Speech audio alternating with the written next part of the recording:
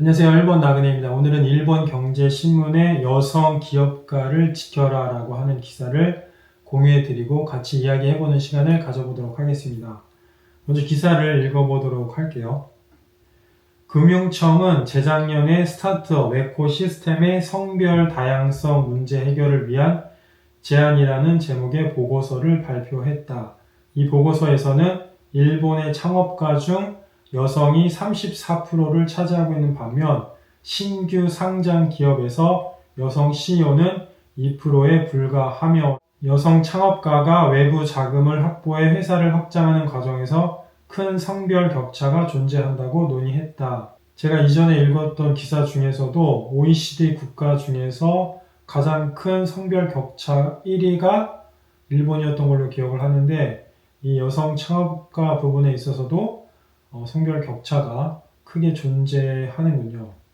다음 읽어볼게요. 그 배경으로는 여성 창업가들이 애초에 규모를 확장할 수 있는 사업을 선택하지 않는 경향이 나는데 이게 뭔지 궁금하네요. 규모를 확장할 수 있는 사업을 선택하지 않는 경향. 규모를 확장할 수 없는 사업도 있군요. 자금 조달을 통해 회사를 크게 키우려는 의지가 부족하다는 문제가 지적되었다.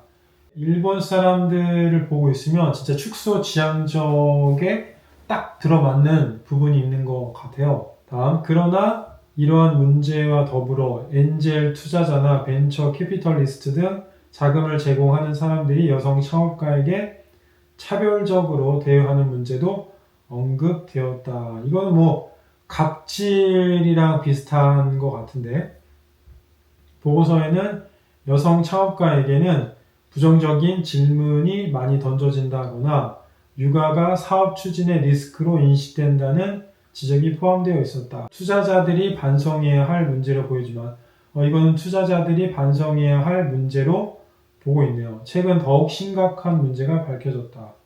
뭘까요? 그것은 투자자들이 여성 창업가에게 성희롱으로 여겨질 수 있는 발언이나 행동을 한 사례가 여러 차례 발견된다는 것이다. 연구자 카시노 타카노리 씨가 올해 6월에 실시한 스타트업 관계자들에 대한 조사에 따르면 응답한 여성 창업가 중 지난 1년간 성희롱을 경험한 사람은 52%에 이르렀다. 거의 절반 수준이네요. 성희롱 가해자의 44%가 투자자 또는 벤처 캐피털이라는 결과였다. 그러니까 이거는 뭐 그냥 갑질이죠. 내가 투자하고 있으니까 그리고 내가 앞으로 너희 회사를 이만큼 성장시켜주고 또 이렇게 봐줄 테니까 라는 그 갑질에서 나오는 그 성희롱 되게 유치하다는 생각을 좀 해봅니다. 여성의 사회 진출을 국가 정책으로 내세우고 있는 우리나라에 있어 심각한 문제가 아닐 수 없다.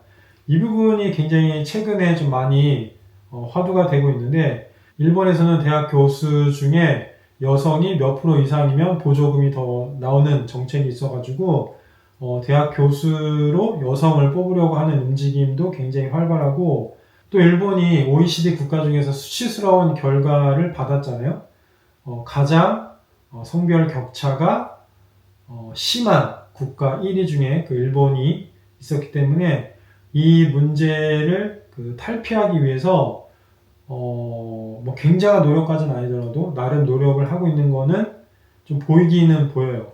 일본에서도 이미 일본 벤처 캐피털 협회가 성희롱 근절을 위한 가이드라인 작성과 회원사들에게 대응을 요청하는 등의 노력을 시작하고 있다. 이에 맞춰 정부도 국가 정책 차원에서 한 발 더 나아간 대책을 내놓을 필요가 있지 않을까 이렇게 되어 있는데 이 말은 국가 정책 차원에서 한 발 더 나아간 대책이 현재까지는 없다는 걸 알 수 있고 저는 여기 일본의 창업가 중 34%가 여성인데도 불구하고 신규 상장 기업의 여성 CEO 비율이 2%에 불과하다는 점이 좀 놀라웠고 이번에 그 이시바 내각도 여성 관료를 2명밖에 기용을 안 했어요. 그래가지고 엄청 기사에 많이 나왔었는데 뭐 정부 내각이 그렇다고 기업까지 똑같다는 얘기는 아니지만 뭐 정부 내각부터가 이런데 어떻게 인권 상장이 될 수 있는지 저는 그것도 조금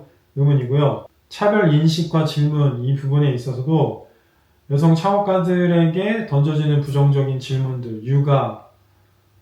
근데 사실 뭐 육아를 안 할 수가 없잖아요. 남자가 하면 뭐 여자가 육아 독립하고 뭐 창업이나 회사 일에 전념할 수 있지만 사실 그게 어렵잖아요. 저는 뭐 당연하고 어쩔 수 없는 부분이라고 생각하는데 이 부분을 비판한다는 건 역시 성별 고정관념이 한국도 있지만 일본도 약간 심하다는 생각이 들고 여성들이 어쨌든 그 성장에 걸림돌이 되는 거는 분명한 것 같습니다. 그리고 마지막으로 심각한 문제로 부상한 성희롱 이 부분인데 저는 되게 유치하다는 생각밖에는 들지 않는데 여러분들은 어떻게 생각하시나요? 여러분들의 생각을 또 댓글로 달아주시면 감사하겠고요. 이번 영상은 여기까지입니다. 영상 시청해주셔서 감사합니다.